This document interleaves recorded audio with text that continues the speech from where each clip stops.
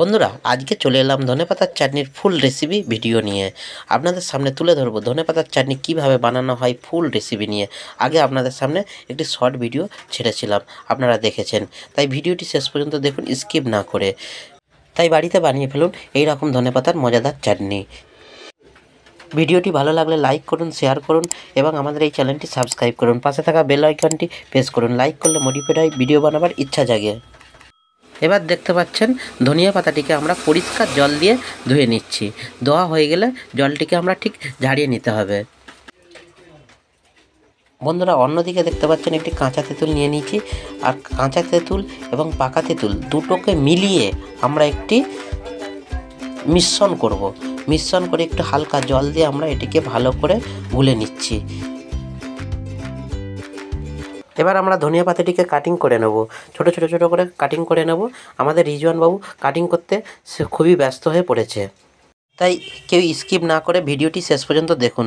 দেখলে আপনারা বুঝতে পেরে যাবেন ধনিয়া পাতার চাটনি কিভাবে বানানো হয়। তাই বাড়িতে ঝটাফট বানিয়ে ফেলতে পারবেন ধনিয়া পাতার চাটনি। খুব সুস্বাদু একটি চাটনি, খেতে খুবই মজাদার লাগবে।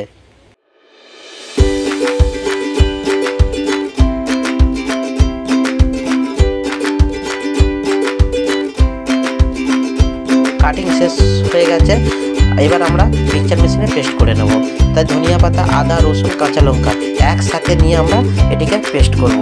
আর হালকা দেখতে পাচ্ছেন বন্ধুরা কত সুন্দর আমরা সব একসাথে দিয়ে দিয়েছি, পেস্ট করব। এবার হালকা জল দেবো, জল দিয়ে পেস্ট করব। বেশি আমরা জল দেবো না, তাতে আমাদের অনেকক্ষণ ধরে ফুটতে বেশি টাইম লাগবে। তাই আমরা দেখতে পাচ্ছেন পেস্ট হয়ে গেছে বন্ধুরা, এরকম আমরা পেস্ট করে নিয়েছি। আমাদের এবার যে লেবুটি ছিল, লেবুটি কাঁচা এবং পাকা তেঁতুলের মধ্যে মিশ্রণ করে দিচ্ছি। আমাদের সব রেডি হয়ে গেছে, এবার আমরা তৈরি করার জন্য প্রস্তুত। এবার আমরা নেক্সট প্রসেসের জন্য আগাবো। এটি কড়া নিয়ে নিলাম, কড়ার মধ্যে সরিষার তেল আর শুকনো লঙ্কা আর গোটা জিরা আমরা দিয়ে দিলাম। দেখতে পাচ্ছেন বন্ধুরা গোটা জিরা, শুকনো লঙ্কার একটি ফ্লেভার খুব সুন্দর আসবে। আসার পরে আমরা দেখতে পাচ্ছেন লাল লাল হয়ে গেছে। তারপরে আমরা কি করব, এরপর যে ধনেপাতার যে পেস্টটি ছিল সেই পেস্টটি আমরা ঢেলে দেবো। দেখতে পাচ্ছেন বন্ধুরা পেস্টটি আমরা ঢেলে দিলাম।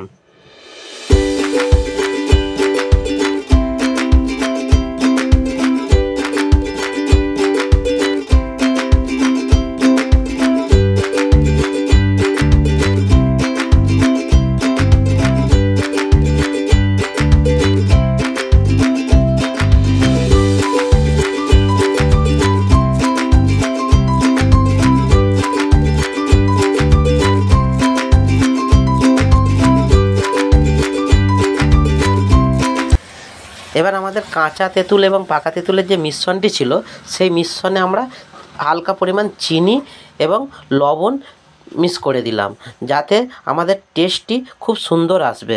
আপনারা দেখতে পাচ্ছেন লবণ চিনি আমরা মিক্সড করে দিলাম।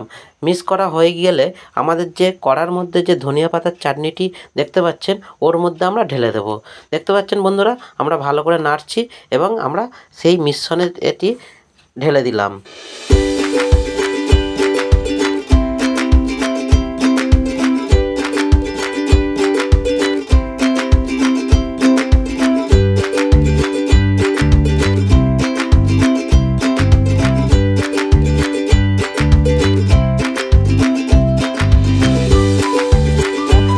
লো করে দিয়ে আমরা নাড়তে থাকবো, ততক্ষণ পর্যন্ত নাড়বো যতক্ষণ পর্যন্ত আমরা ধনেপাতার চাটনির উপরে তেল না ভাসে, ততক্ষণ পর্যন্ত আমরা নাড়তে থাকবো। দেখতে থাকুন বন্ধুরা ভিডিওটি শেষ পর্যন্ত।